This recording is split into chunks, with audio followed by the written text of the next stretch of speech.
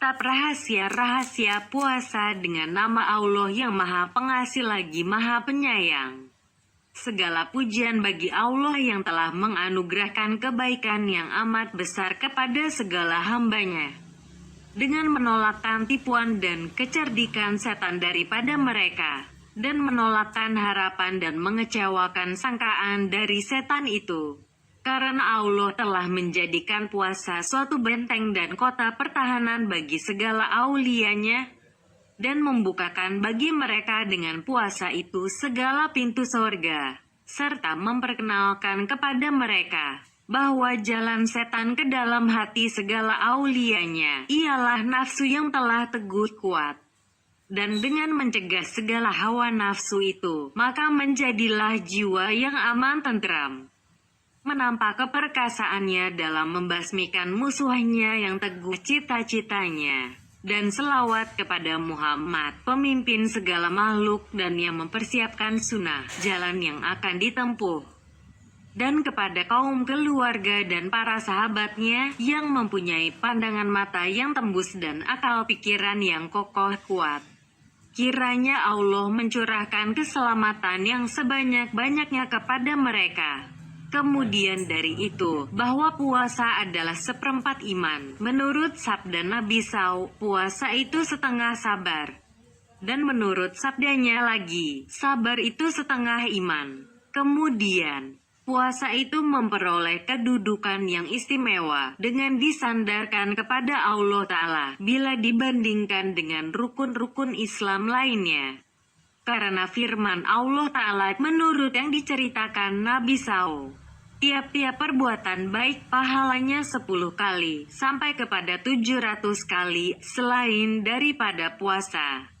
Maka puasa itu adalah bagiku dan aku akan membalasinya. Berfirman Allah Ta'ala, sesungguhnya orang-orang yang berhati teguh, sabar, itu akan dibayar pahalanya dengan tiada terbatas. S39 Az-Zumar ayat 10. Dan puasa itu adalah setengah nisfu sabar, maka pahalanya melampaui undang-undang penentuan dan perhitungan. Cukuplah bagi Anda untuk mengetahui kelebihannya akan sabda Nabi SAW, demi Allah yang jiwaku di dalam tangannya, sesungguhnya bau busuk mulut orang yang berpuasa adalah lebih harum pada sisi Allah daripada bau kasturi. Berfirman Allah Ta'ala, sesungguhnya orang yang berpuasa itu meninggalkan hawa nafsu, makanan dan minuman karenaku, maka puasa itu untukku dan aku akan membalasinya. Bersabda Nabi SAW, sorga itu mempunyai sebuah pintu yang dinamakan Ar-Rayyan, yang tidak memasuki pintu itu selain orang-orang yang berpuasa, dan dijanjikan dengan menjumpai Allah Ta'ala pada balasan puasanya. Bersabda Nabi SAW, orang yang berpuasa itu mempunyai dua kesenangan. Kesenangan ketika berbuka dan kesenangan ketika berjumpa dengan Tuhannya. Bersabda Nabi SAW, tiap-tiap sesuatu itu mempunyai pintu, dan pintu ibadah ialah puasa. Bersabda Nabi SAW, tidur orang yang berpuasa itu ibadah. Diriwayatkan oleh Abu Hurairah bahwa Nabi SAW bersabda, apabila masuk bulan Ramadan, maka terbukalah segala pintu surga dan terkuncilah segala pintu neraka dan dirantaikan segala setan. Dan berserulah seorang penyeru, wahai orang yang ingin membuat kebajikan, marilah kamu, wahai orang yang ingin berbuat kejahatan, hentikanlah dari kejahatan itu. Berkata wakil tentang firman Allah Ta'ala, makan dan minumlah dengan penuh kepuasan, disebabkan perbuatan baik yang telah kamu kirimkan lebih dahulu di hari yang lampau. S69 Al-Haqqah ayat 24 adalah yang dimaksudkan dengan hari yang lampau itu, ialah hari-hari puasa. Karena mereka telah meninggalkan padanya makan dan minum. Telah dikumpulkan oleh Rasulullah SAW dalam tingkatan membanggakan di antara zuhud di dunia dan puasa dengan sabdanya, bahwa sesungguhnya Allah Ta'ala membanggakan pada para malaikatnya dengan seorang pemuda yang beribadah banyak dengan firman-Nya, "Wahai pemuda yang meninggalkan hawa nafsunya karenaku, yang menyerahkan kemudaannya bagiku, engkau pada silsiku adalah seperti sebahagian para malaikatku." Bersabda Nabi Saud tentang orang yang berpuasa, berfirman Allah Azza wa Jalla, "Lihatlah wahai para malaikatku kepada hambaku yang meninggalkan hawa nafsunya, kesenangannya dan makan minumnya dari karenaku." Ada yang mengatakan tentang firman Allah Ta'ala, "Seorang pun tiada mengetahui cahaya mata yang disembunyikan untuk mereka sebagai pembalasan apa yang telah mereka kerjakan." S32 As-Sajdah ayat 17, bahwa amalan mereka itu ialah puasa. Karena Allah berfirman, "Sesungguhnya orang-orang yang berhati teguh, sabar, itu akan dibayar cukup pahalanya dengan tiada terbatas." S39 Az-Zumar ayat 10. Maka dituangkan bagi orang yang berpuasa pembalasannya dan dilebihkan dengan kelebihan tanpa takaran. Dan yang demikian itu tidak masuk di bawah sangkaan dan taksiran. Maka layaklah adanya yang demikian itu. Karena puasa adalah untuknya dan itu tanda kemuliaan dengan disangkutkan kepadanya. Meskipun ibadah itu seluruhnya adalah untuknya, sebagaimana dimuliakan sebuah rumah, al-bait, dengan disangkutkan kepadanya Baitullah, padahal bumi seluruhnya kepunyaannya, adalah karena dua pengertian. Pertama, bahwa puasa itu mencegahkan dan meninggalkan. Dan pada puasa itu sendiri ada rahasia. Tak ada padanya perbuatan yang terlihat. Sedang segala amalan taat adalah dengan dipersaksikan dan dilihat oleh orang ramai. Dan puasa itu tiada yang melihatnya selain Allah Azza wa Jalla, Allah yang maha mulia dan maha besar. Dari itu, puasa adalah amalan pada batin dengan kesabaran semata-mata. Kedua, bahwa puasa itu adalah paksaan bagi musuh Allah Azza wa Jalla. Sesungguhnya jalan bagi setan dikutuk oleh Allah di akhirannya ialah hawa nafsu. Dan hawa nafsu itu kuat dengan makan dan minum.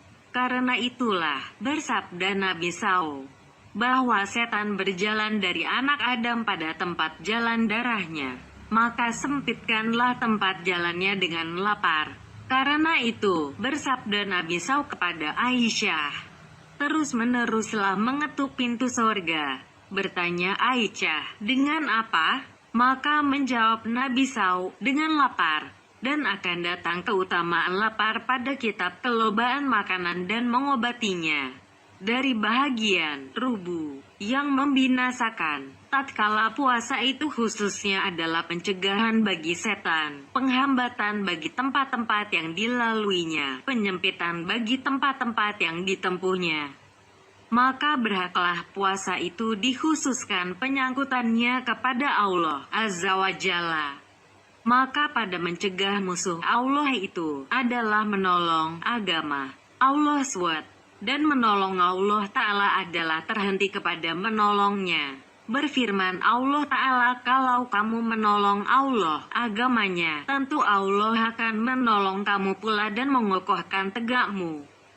S47 Muhammad ayat 7. Maka permulaannya adalah dengan perjuangan dari hamba dan pembalasan dengan petunjuk daripada Allah Azza wa Jalla. Karena itulah, berfirman Allah Ta'ala, dan orang-orang yang berjuang dalam urusan kami, niscaya akan kami tunjukkan kepada mereka jalan kami. S29 Al-Ankabut ayat 69. Dan berfirman Allah Ta'ala, sesungguhnya Allah tiada merubah keadaan suatu kaum sebelum mereka merubah keadaan diri mereka sendiri. S13 Arat ayat 11. Dan bahwasanya perubahan itu ialah pembanyakan hawa nafsu. Maka hawa nafsu adalah tempat bersenang-senang dan tempat menjaga diri setan-setan. Maka selama hawa nafsu itu subur, niscaya tidak putus-putuslah setan-setan itu pulang pergi. Dan selama mereka pulang pergi, niscaya tidak terbukalah bagi hamba akan kebesaran Allah SWT. Dan adalah ia terdinding daripada menjumpainya. Bersabda Sao, jikalau tidaklah setan-setan itu berkeliling di atas hati anak Adam, niscaya anak-anak Adam itu melihat ke alam malakut yang tinggi. Maka dari segi ini, jadilah puasa itu pintu ibadah dan benteng.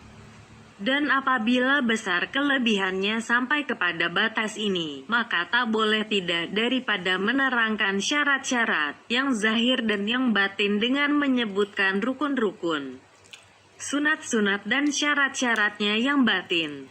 Dan kami terangkan yang demikian itu dengan 3 pasal. Pasal pertama, mengenai yang wajib dan sunat, yang zahir serta yang harus dengan merusakkan puasa. Adapun wajib yang zahir, 6 perkara. Pertama, mengintip permulaan bulan Ramadan.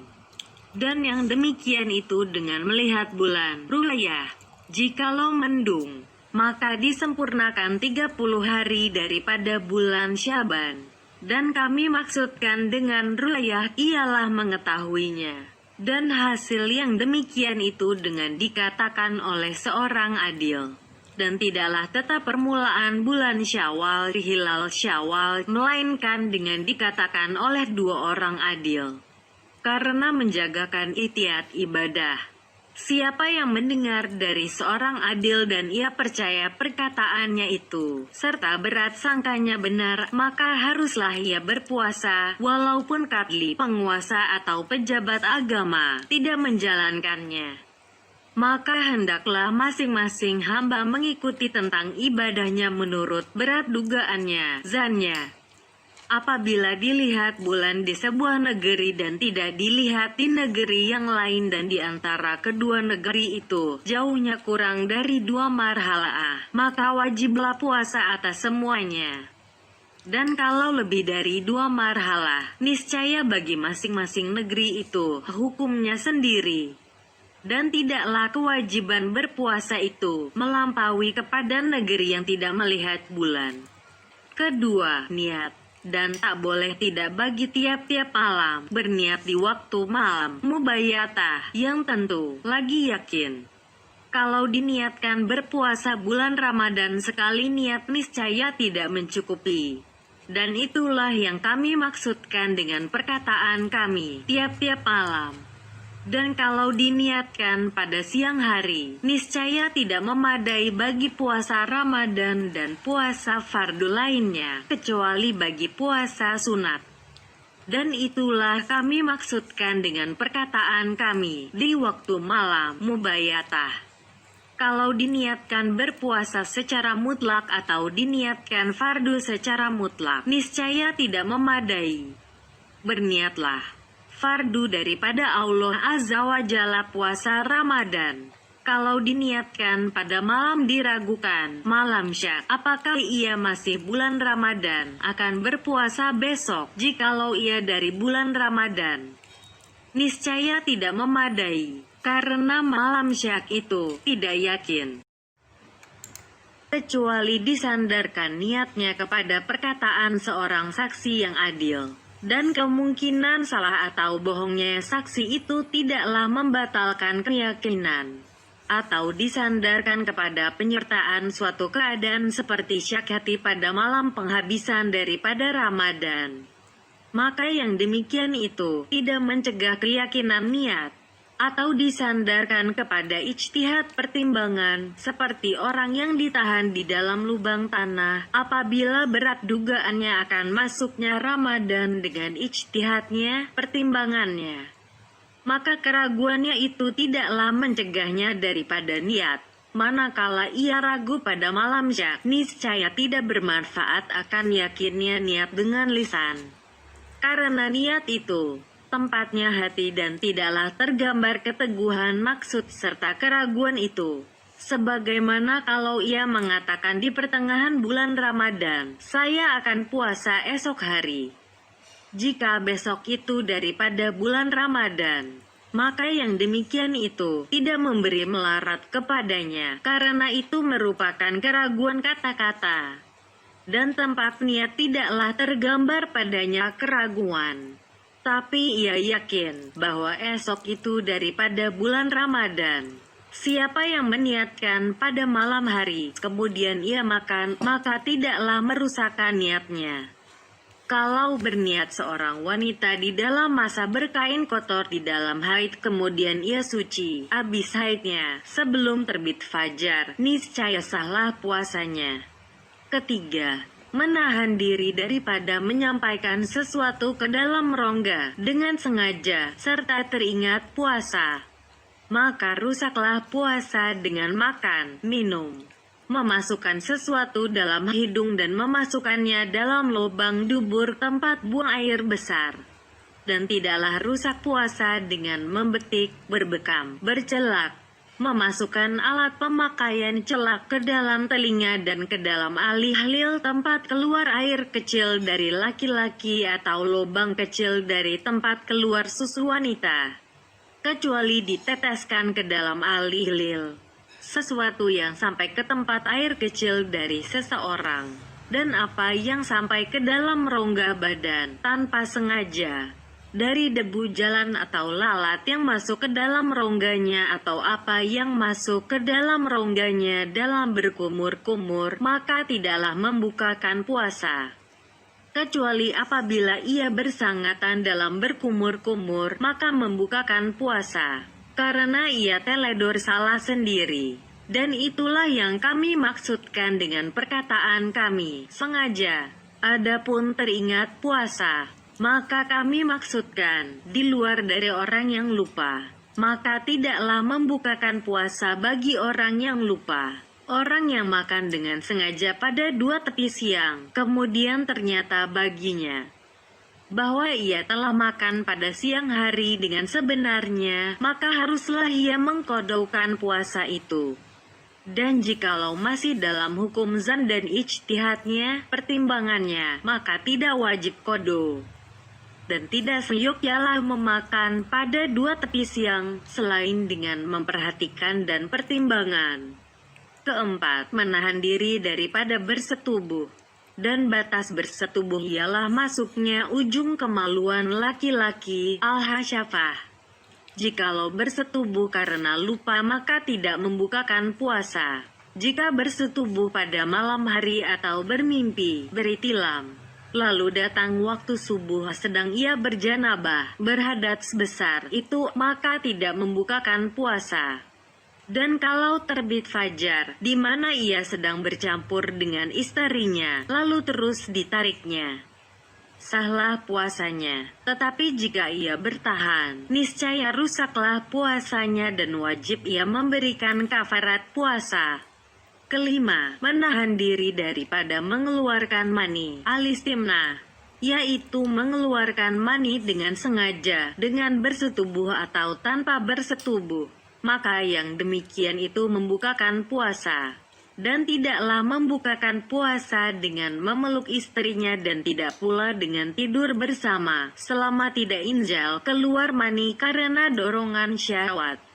Tetapi yang demikian itu mahruh, kecuali ia orang tua atau dapat mengendalikan dirinya. Maka dalam hal yang demikian tidak mengapa berpelukan. Dan meninggalkannya adalah lebih utama. Apabila ia takut dari berpelukan akan inzal, maka berpeluk ia dan keluar maninya, maka yang demikian itu membukakan puasa karena salahnya sendiri, taksir. Keenam, menahan diri daripada mengeluarkan muntah. Maka mengeluarkan muntah itu merusakkan puasa, dan jika termuntah maka tidaklah merusakkan puasanya. Apabila ia menelan dahak dari kerongkongannya atau dadanya, niscaya tidaklah merusakkan puasanya. Karena merupakan suatu kelapangan ruh lantaran meratanya bahaya yang demikian itu. Kecuali ditelannya setelah sampai ke mulutnya, maka yang demikian itu membukakan puasa. Adapun yang harus dilaksanakan dengan terbukanya puasa itu 4 perkara. 1. Mengkodokkan. 2. Memberi kafarat. 3. Memberi fidyah. Dan 4. Menahan diri pada siang hari itu untuk menyerupakan diri dengan orang yang berpuasa. 1. Tentang kodot, maka wajibnya adalah umum atas tiap-tiap muslim mukallaf yang meninggalkan puasa dengan halangan, uzur, atau tanpa halangan. Wanita yang berkain kotor, berhaid, mengkodokkan puasa. Dan begitu pula orang yang murtad, orang yang keluar dari agama Islam, kemudian kembali ke dalam Islam, maka haruslah mengkodokkan puasanya. Adapun orang kafir, anak di bawah umur dan orang gila, maka tak adalah kodo di atas mereka, dan tidaklah disyaratkan berturut-turut dalam mengkodokkan puasa Ramadan, tetapi dikodokkan menurut kehendak dari yang mengkodokkan, bercerai-berai atau berkumpul berturut-turut. 2. Tentang kafarat, maka tidak wajib kecuali disebabkan oleh bersetubuh. Adapun mengeluarkan mani, makan, minum dan selain daripada bersetubuh, maka tidaklah wajib kafarat. Kafarat ialah memerdekakan seorang budak. Jika sukar, maka berpuasa 2 bulan berturut-turut. Dan jika tidak sanggup, maka memberikan makanan 60 orang miskin. 1 mat secupak untuk seorang. Tentang menahan diri dari siang hari itu yang masih ada, maka haruslah terhadap orang yang berdosa dengan berbuka itu atau bersalah pada berbuka. Dan tidaklah harus atas wanita yang berhaid apabila datang sucinya menahan diri dari sisa harinya itu.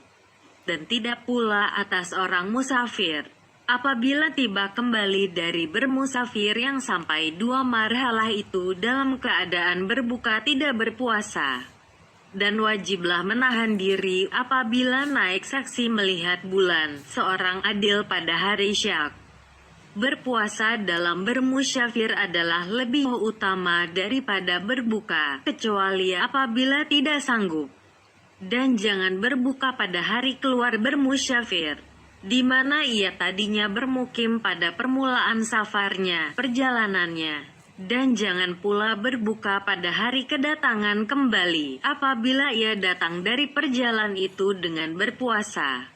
3. Tentang fidyah. Maka wajiblah atas wanita hamil dan wanita yang menyusukan apabila keduanya berbuka, lantaran takut membawa melarat kepada anaknya. Fidyah itu diwajibkan untuk tiap-tiap hari 1 mat gandum atau beras untuk seorang miskin, serta mengkodokannya.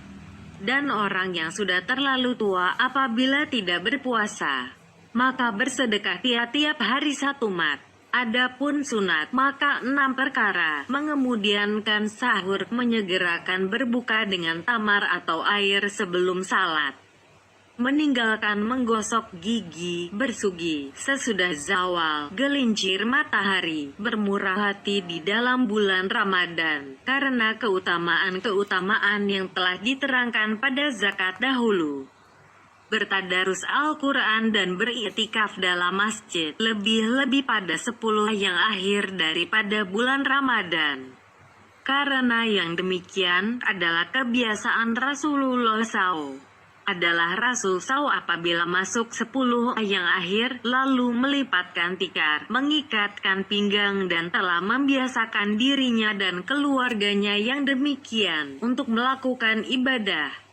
Artinya, berkekalan menegakkan ibadah, karena pada 10 yang akhir itu terdapat malam Lailatul Qadar, dan yang lebih kerap kali Lailatul Qadar itu pada malam yang ganjil dari 10 yang akhir.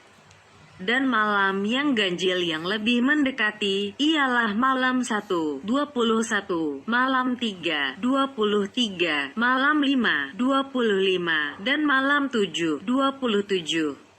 Dan berturut-turut dalam beriktikaf ini adalah lebih utama. Jika bernazar, berhajat akan mengerjakan iktikaf berturut-turut atau meniatkan berturut-turut, niscaya putuslah berturut-turutnya dengan keluar dari masjid tanpa ada kepentingan. Seperti kalau ia keluar untuk berkunjung pada orang sakit, iadah, atau menjadi saksi atau mengantarkan jenazah, mayat, atau berziarah atau membarukan bersuci. Dan jikalau keluar untuk membuang air, niscaya tidak putus itikaf, dan boleh ia berwudu di rumah dan tidak seyogyanya ia meningkat kepada urusan lain. Adalah Nabi Saud tidak keluar, kecuali untuk keperluan manusia, membuang air besar atau air kecil. Dan ia tidak menanyakan dari hal orang sakit kecuali melaluinya saja. Dan putuslah berturut-turut disebabkan bersetubuh, dan tidak putus dengan berpeluk, dan tidak mengapa di dalam masjid memakai bau-bauan, melakukan perkawinan akad nikah, makan, tidur dan membasuh tangan pada tempat basuh tangan. Semuanya ini kadang-kadang diperlukan dalam melakukan itikaf berturut-turut itu, dan tidak putus berturut-turut dengan mengeluarkan sebahagian badan. Adalah Nabi SAW mendekatkan kepalanya, lalu disisirkan rambutnya oleh Aisyah, sedang Aisyah berada di dalam kamar. Manakala orang yang melakukan itikaf, mutakif, itu keluar untuk menunaikan keperluannya, melakukan qada hajat, membuang air besar atau air kecil, lalu apabila ia kembali seyogyanya mengulang kembali niatnya. Kecuali apabila ia telah berniat pada mulanya 10 hari umpamanya. Meskipun begitu, yang lebih baik, niat itu diperbarui. Pasal kedua, mengenai rahasia-rahasia puasa dan syarat-syarat batiniahnya. Ketahuilah bahwa puasa itu 3 tingkat: puasa umum, puasa khusus, dan puasa yang khusus dari khusus lebih khusus lagi. Adapun puasa umum, maka yaitu mencegah perut dan kemaluan daripada memenuhi keinginannya, sebagaimana telah lalu penguraiannya. Adapun puasa khusus, maka yaitu pencegahan pendengaran, penglihatan, lidah, tangan, kaki dan anggota-anggota tubuh lainnya daripada dosa. Adapun yang khusus dari khusus, maka yaitu puasa hati daripada segala cita-cita yang hina dan segala pikiran duinawi, serta mencegahnya daripada selain Allah Azza wa Jalla secara keseluruhan. Dan hasillah berbuka daripada puasa ini dengan berpikir pada selain Allah Azza wa Jalla dan hari akhirat, dan dengan berpikir tentang dunia, kecuali dunia yang dimaksudkan untuk agama. Maka yang demikian itu adalah sebagian daripada perbekalan akhirat dan tidaklah termasuk dunia. Sehingga berkatalah orang-orang yang mempunyai hati, barang siapa tergerak cita-citanya dengan bertindak pada siang harinya untuk memikirkan bahan pembukaan puasanya, niscaya dituliskan suatu kesalahan kepadanya. Karena yang demikian itu termasuk kurang kepercayaan dengan kurnia Allah Azza wa Jalla dan kurang yakin dengan rezeki yang dijanjikan. Inilah tingkat nabi-nabi, orang-orang sidik dan orang-orang muqarrabin. Dan tak panjanglah pandangan mengenai penguraiannya secara perkataan, tetapi mengenai penyelidikannya secara pelaksanaan. Karena itu adalah menghadapkan cita-cita sejati kepada Allah Azza wa Jalla. Segala harta syubhat diragukan waktu berbuka, maka tidak ada arti puasa, yaitu ia mencegah daripada makanan yang halal kemudian berbuka dengan makanan yang haram.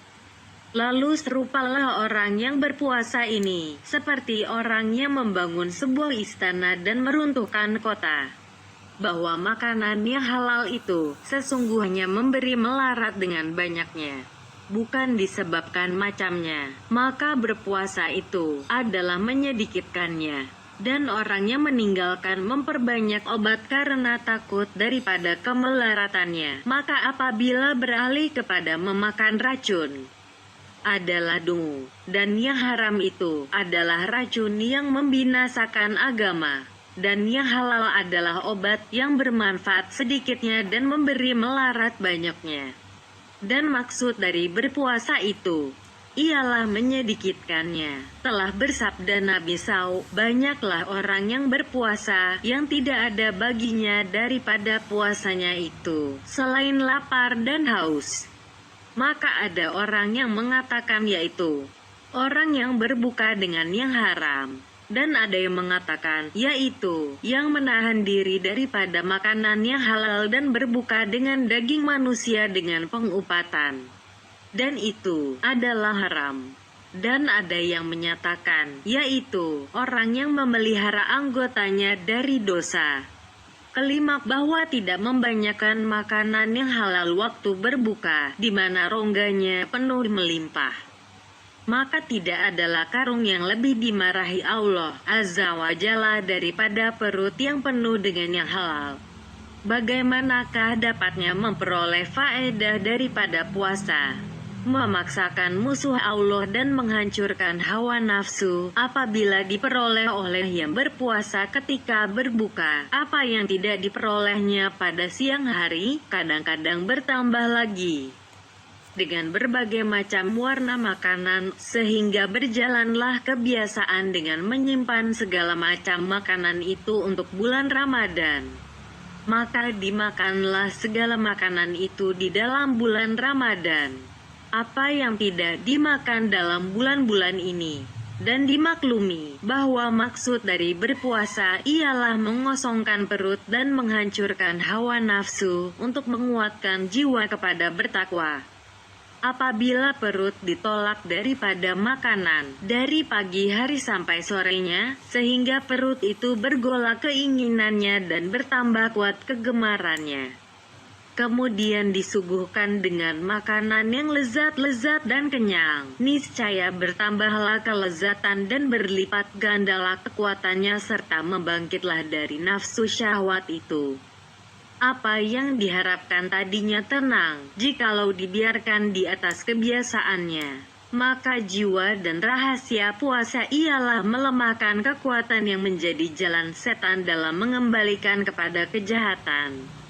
Dan yang demikian itu tidak akan berhasil selain dengan menyedikitkan makanan, yaitu memakan makanan yang dimakan tiap-tiap malam jikalau tidak berpuasa.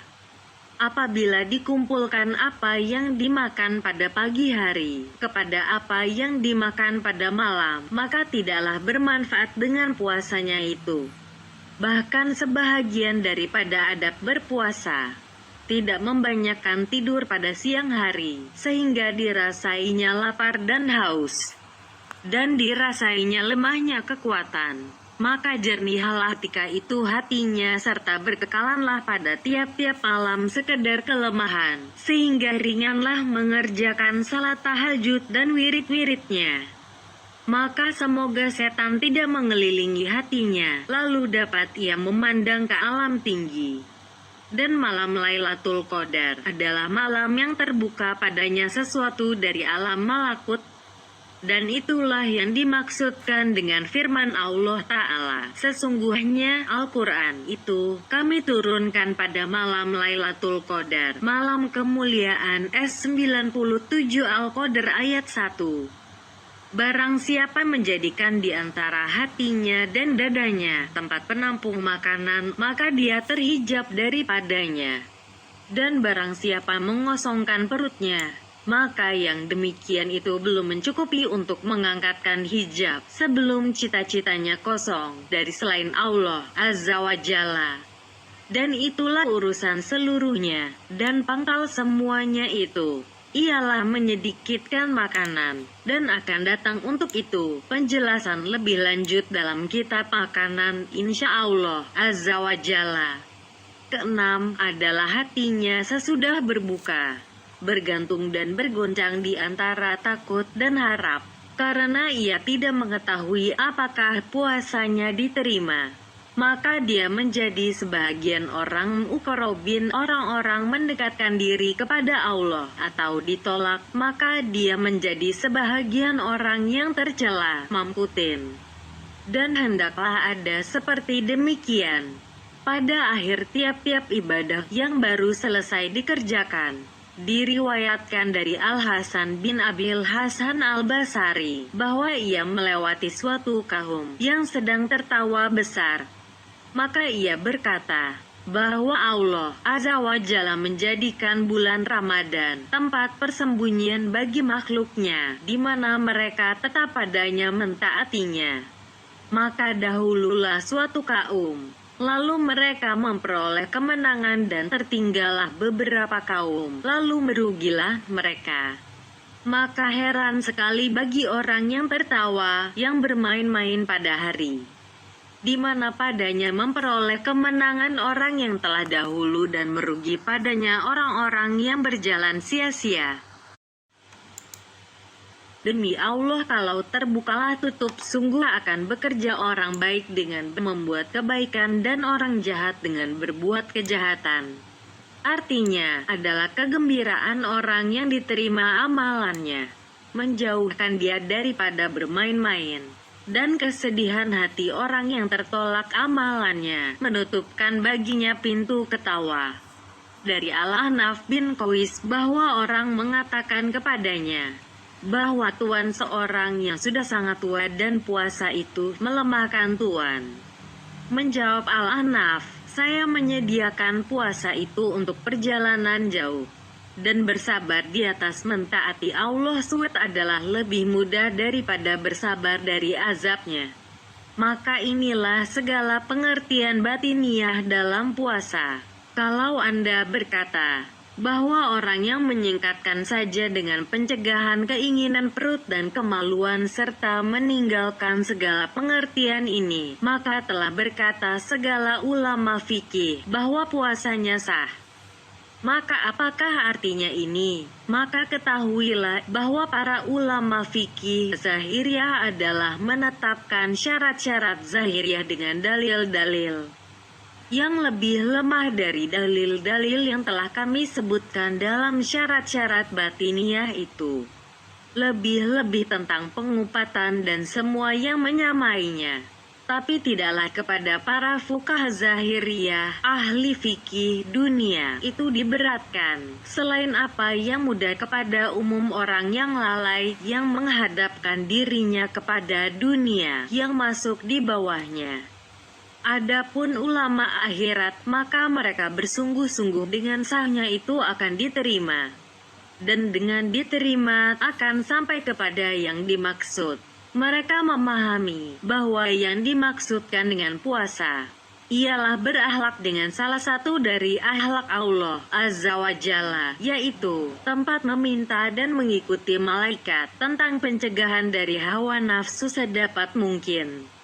Para malaikat itu suci dari segala hawa nafsu, dan manusia derajatnya adalah di atas derajat hewan karena kesanggupannya dengan nur akal menghancurkan hawa nafsunya, dan kurang dari derajat malaikat karena berkuasa hawa nafsunya padanya, serta ia dicoba dengan perjuangan menghadapi hawa nafsu itu. Sewaktu manusia itu terjerumus ke dalam hawa nafsu, maka ia menurun ke tingkat yang paling bawah dan berhubungan dengan lumuran hewan. Dan sewaktu ia mencegah diri dari hawa nafsu, niscaya terangkatlah ia ke tingkat yang paling tinggi dan berhubunganlah ia dengan tingkatan malaikat. Dan malaikat itu berdekatan dengan Allah Azza wa Jalla. Dan ia mengikuti para malaikat serta menyerupakan diri dengan perilakunya, maka berdekatanlah ia dengan Allah Azza wa Jalla sebagaimana dekatnya para malaikat itu. Karena menyerupai dengan orang yang dekat itu, maka menjadi dekat. Dan tidaklah dimaksudkan dengan dekat di situ dengan tempat, tetapi dengan sifat. Apabila inilah rahasia puasa pada para ahli akal dan ahli hati, maka apakah faedahnya mengemudiankan suatu makan dan mengumpulkan dua makan ketika malam, serta membenamkan diri di dalam hawa nafsu yang lain sepanjang hari? Dan kalaulah bagi yang seperti ini ada faedahnya, maka apakah artinya sabda Nabi SAW, berapa banyak orang yang berpuasa yang tak ada puasanya selain daripada lapar dan haus, Karena inilah, berkata Abu Darda, alangkah baiknya tidur dan berbuka orang-orang yang pandai. Bagaimanakah mereka tidak mencela puasa dan tidak tidur malam orang-orang bodoh, sebiji sawi dari orang yang berkeyakinan dan bertakwa adalah lebih utama dan lebih kuat daripada seperti berbukit ibadah daripada orang-orang yang tertipu dengan dirinya. Dan karena itulah, berkata sebagian ulama, berapa banyak orang yang berpuasa, berbuka dan berapa banyak orang yang berbuka berpuasa. Orang yang berbuka puasa ialah orang yang menjaga segala anggota tubuhnya dari dosa. Ia makan dan minum. Dan orang yang berpuasa berbuka ialah orang yang lapar dan haus dan melepaskan segala anggota tubuhnya. Dan barang siapa memahami akan arti dan rahasianya puasa, niscaya mengetahui bahwa seumpama orang yang mencegah dirinya dari makan dan bersetubuh dan berbuka dengan bercampur aduk dengan dosa, adalah seperti orang yang menyapu salah satu daripada anggotanya pada wudhu dengan 3 kali, maka sesungguhnya telah sesuai pada zahir bilangannya, kecuali ia telah meninggalkan yang penting, yaitu membasuh. Maka salatnya tertolak lantaran kebodohannya. Dan seumpama orang yang berbuka puasa dengan makan dan ia mengerjakan puasa dengan segala anggota tubuhnya daripada segala yang makruh, adalah seperti orang yang membasuh segala anggota wudhunya sekali-kali, maka salatnya diterima insya Allah. Karena kokohnya ia berpegang pada pokok meskipun ia meninggalkan keutamaan. Dan seumpama orang yang mengumpulkan di antara keduanya adalah seperti orang yang membasuh tiap-tiap anggota wudhunya 3 kali, maka ia telah mengumpulkan di antara pokok dan kelebihan. Dan itu adalah kesempurnaan namanya. Bersabda Nabi SAW bahwa puasa itu amanah, maka hendaklah dipelihara oleh seseorang kamu akan amanahnya. Sewaktu Nabi SAW membaca firman Allah Azza wa Jalla,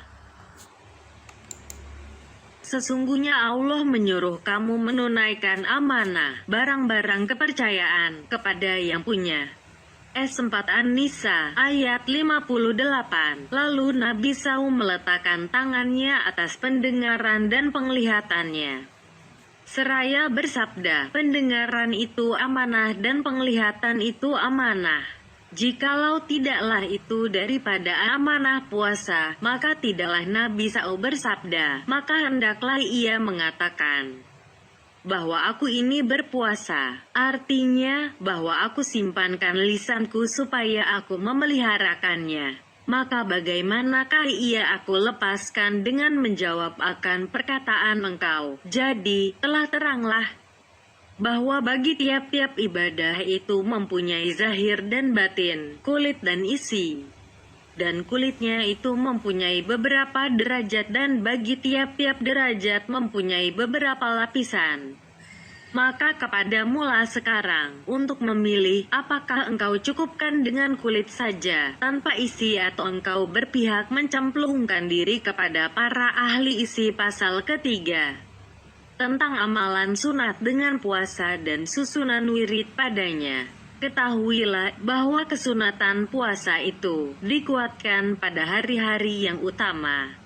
Keutamaan hari-hari itu sebagian terdapat pada tiap-tiap tahun, sebahagian terdapat pada tiap-tiap bulan dan sebagian lagi pada tiap-tiap minggu. Adapun yang dalam setahun sesudah hari-hari bulan Ramadan, maka yaitu hari Arafah, hari Asyura, 1/10 pertama dari bulan Zulhijjah dan 1/10 pertama dari bulan Muharram. Semua bulan haram adalah tempat berat dugaan bagi puasa, yaitu waktu-waktu yang utama. Dan adalah Rasulullah SAW membanyakan puasa bulan Sya'ban, sehingga disangka orang bahwa beliau dalam bulan Ramadan. Dalam hadits tersebut, puasa yang lebih utama sesudah bulan Ramadan ialah puasa pada bulan Allah, Muharram. Karena bulan Muharram itu permulaan tahun. maka membangunnya di atas kebajikan adalah lebih disunatkan dan diharapkan berkekalan berkatnya. Bersabda Nabi SAW, puasa sehari dari bulan haram adalah lebih utama daripada 30 hari bulan lainnya. Dan puasa sehari dari bulan Ramadan adalah lebih utama dari 30 hari dari bulan haram. Pada hadits tersebut, barang siapa berpuasa 3 hari dari bulan haram, yaitu Kamis, Jumat, dan Sabtu, niscaya dituliskan oleh Allah baginya tiap-tiap hari sebagai ibadah 900 tahun.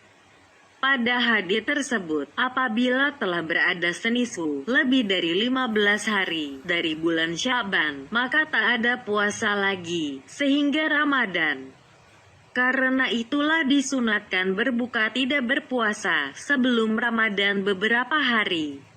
Kalau disambungkannya Sya'ban dengan Ramadan, maka boleh juga dikerjakan yang demikian oleh Rasulullah SAW sekali dan dipisahkannya di antara Sya'ban dan Ramadan dengan tiada berpuasa banyak kali. Dan tiada boleh dimaksudkan menerima Ramadan dengan 2 atau 3 hari puasa, kecuali bertepatan dengan wiridnya. Dimakruhkan oleh sebagian sahabat diambil bulan Rajab untuk berpuasa seluruhnya sehingga tiada menyerupai dengan bulan Ramadan. Maka bulan-bulan yang utama itu ialah bulan Zulhijjah, Muharram, Rajab dan Sya'ban, dan bulan haram yaitu Zulqa'dah, Zulhijjah, Muharram dan Rajab. 1 tunggal dan 3 berturut-turut. Dan yang lebih utama dari bulan haram itu ialah bulan Zulhijjah, karena padanya ibadah haji beberapa hari yang dimaklumi dan yang dikirakan. Bulan Zulqa'dah adalah sebagian dari bulan haram dan sebagian dari bulan-bulan haji. Dan bulan Syawal adalah sebagian dari bulan-bulan haji dan tidaklah ia termasuk bulan haram. Bulan Muharram dan bulan Rajab tidaklah sebagian dari bulan-bulan haji. Dalam hadits tersebut, tiadalah dari hari-hari yang berbuat amalan padanya yang lebih utama dan lebih dikasihi Allah Azza wa Jalla dari hari-hari 10 Zulhijjah, bahwa berpuasa sehari padanya adalah menyamai dengan puasa setahun. Berbuat ibadah salat 1 malam daripadanya menyamai dengan mengerjakan ibadah salat pada malam Lailatul Qadar. Lalu orang bertanya, dan tiadakah jihad pada jalan Allah Ta'ala? Maka Nabi SAW menjawab, dan tiadalah jihad pada jalan Allah Azza wa Jalla selain orang yang diletihkan kudanya dan ditumpahkan darahnya.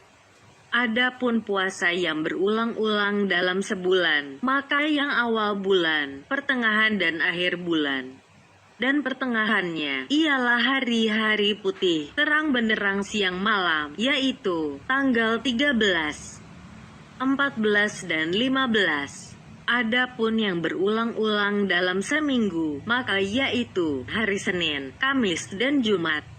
Maka inilah hari-hari yang utama, disunatkan padanya berpuasa dan memperbanyak kebajikan.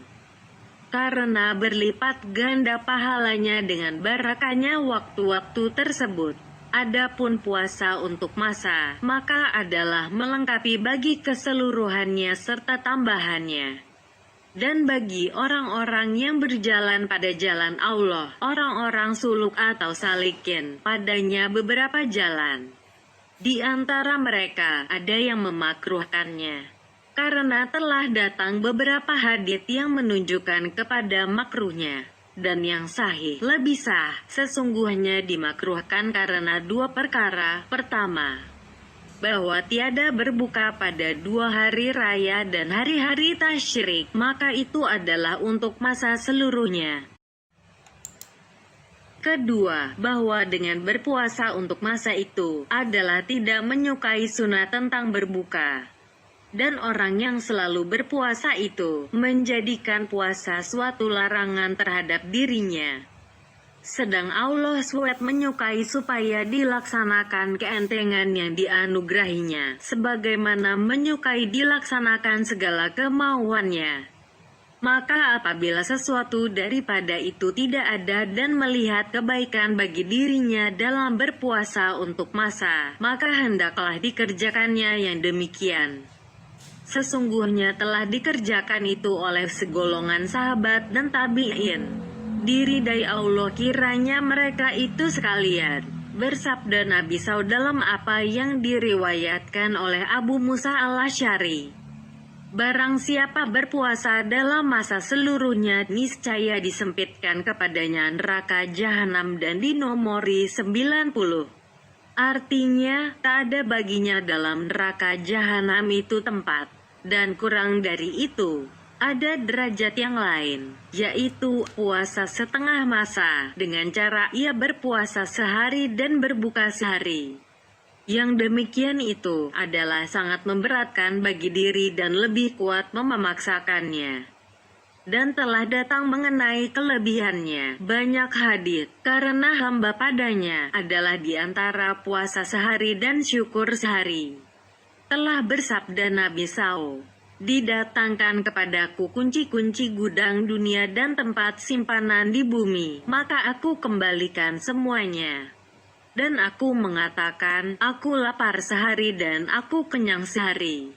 Aku memuji akan engkau apabila aku kenyang dan aku merendahkan diri kepada engkau apabila aku lapar.